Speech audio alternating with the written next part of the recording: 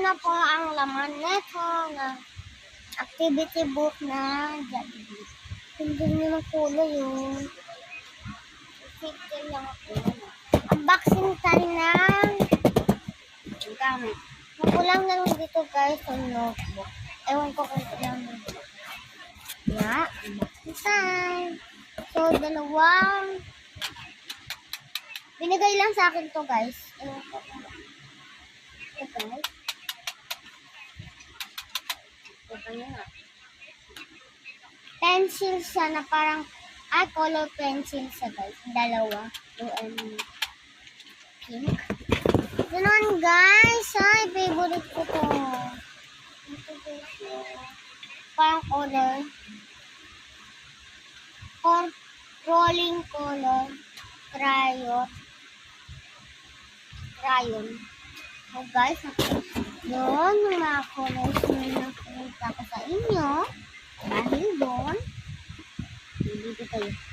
So guys, may tatlong markers ako. Ewan ko kung kanino ba ito galing. Basta. May ano rin ako dito. Pero, kinuha ko lang ito guys sa may cabinet ko. May sarili po akong cabinet. Gamitan. Kasi kailangan ko po ng tape kapag may project kami. Tapos may pambura. Alam ko may isang pambura pa pero guys, ito mga kailangan ko po. Kailangan ko po. 3 markers lang kasi isang. Ewan ko, kasi hindi ko to guys nakita dito sa box na to. Laki. Box na to. Yan. May sesto pa dito. Pabayaan nyo na lang kasi yan ang pang dagdag. So, mga sesto ko. Magpapakita. Ano kang pencil ko.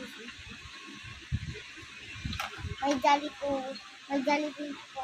Yan, kaya nilagay ko sa Jollibee. Napanalunan ko po kasi yung parang alam mo yun guys, yung parang padalo, yung parang gaganon ka. Tapos kung kanino ma-stop, kapag na-stop na nung music, tapos biglang kung kanino na umano na yun. Siya nung panalo. Ako nung panalo guys, kaya napanalunan ko.